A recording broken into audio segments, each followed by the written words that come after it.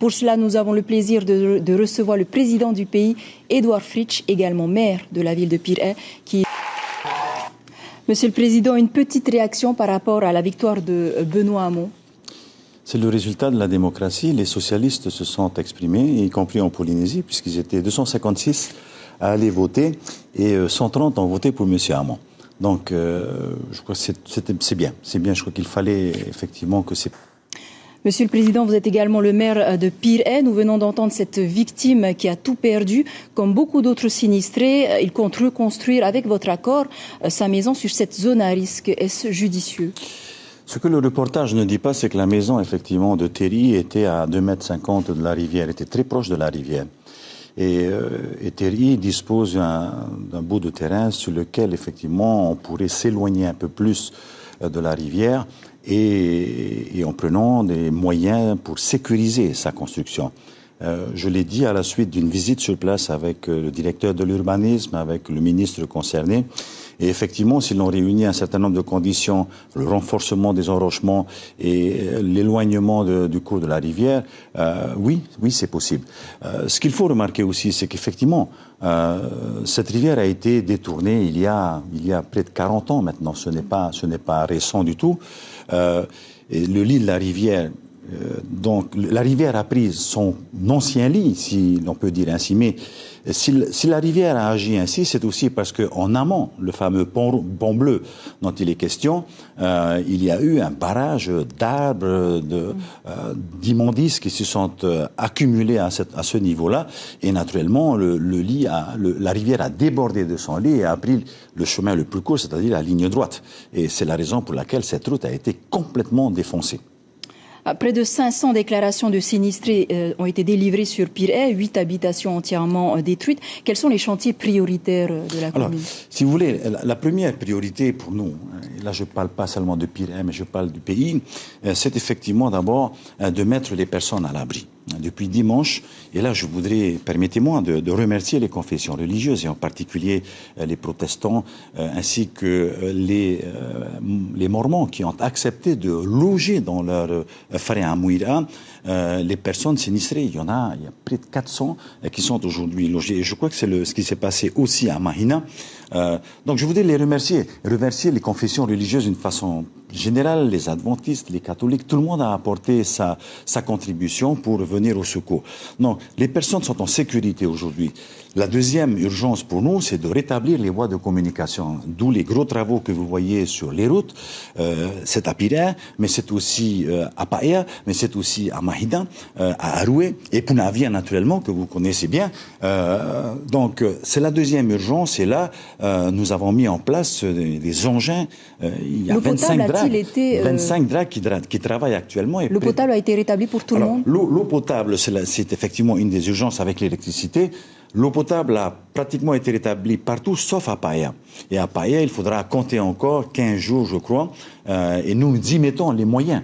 Dans le cadre des interventions d'urgence, je ne veux plus regarder c'est de la compétence de qui, des communes ou d'autres. Nous intervenons parce qu'il y a là des problèmes, problèmes sanitaires importants. Une famille qui n'a pas d'eau est une famille malheureuse. Edouard Fritch, mercredi, un premier bilan estimé à plus de 2 milliards les dégâts causés par les inondations sur l'agglomération de Papeete. Une semaine après, attend une situation globale des familles sinistrées sur la côte est, à Papeete aussi sur la côte ouest. Sur Pire, Aroué, Papeete, oui, nous avons aujourd'hui une situation qui est à peu près claire. Vous avez cité un chiffre tout à l'heure sur Près de 500 sinistrés. Voilà, près de 500 sinistrés. Sur Mahina, et sur Hiti Aotera et Punavia, nous attendons d'avoir des précisions. Et puis Fa'a. En tous les cas, ce qui m'a été promis, c'est que mercredi, nous aurons un bilan définitif. Va rester ensuite la problématique de la commission qui a été créée et qui va examiner ce recensement. Cette fameuse commission de secours pour organiser les indemnisations. Voilà. Alors ça se passe comment? Alors, cette commission va effectivement recevoir de la part des services de l'OPH, des services communaux, du service de la direction des affaires sociales, qui se sont investis depuis dimanche déjà. Et ils ont été vraiment très réactifs, ils ont réagi vite et doivent donc présenter à cette commission leur recensement. C'est cette commission qui, derrière, va définir le type d'aide qui sera attribué à chacun des dossiers présentés en fonction du degré de dégradation de la maison. Bon, pour les maisons qui ont été détruites à 100%, il n'y a aucun problème. Elles ont disparu de la vue, donc c'est pas un problème. Mais par contre, tout le reste, effectivement, c'est cette commission qui va définir les aides à apporter.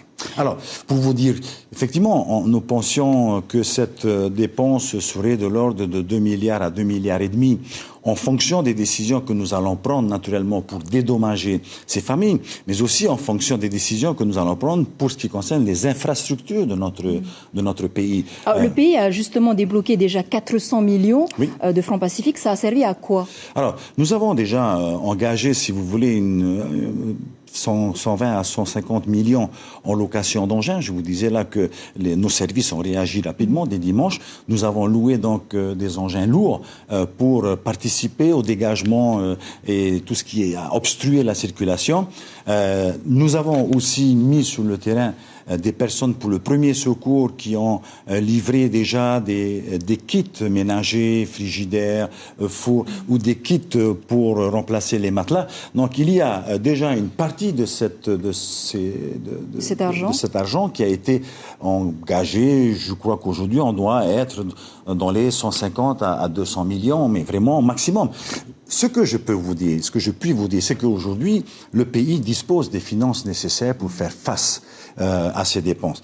Nous allons, je pense, comme prévu déjà vers la fin du mois de février, récupérer les reliquats qui étaient au titre du CAVC que nous avons donc clôturé et qui seront donc reversés sur une ligne appelée imprévue qui va venir donc, je veux dire, terminer ces actions de reconstruction que nous allons arrêter d'ici la fin de la semaine prochaine.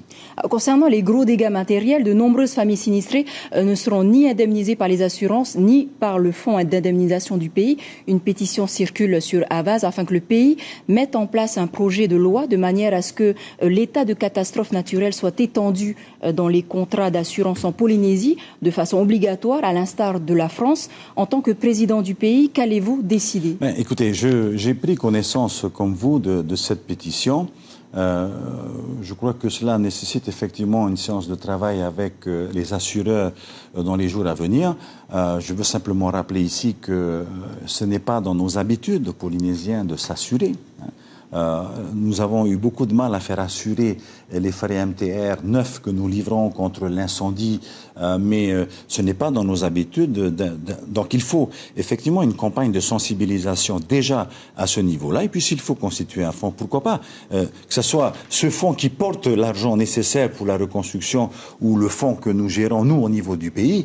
Ce qui est important, c'est qu'effectivement le pays vienne au secours de ceux qui sont les victimes de calamités dites naturelles.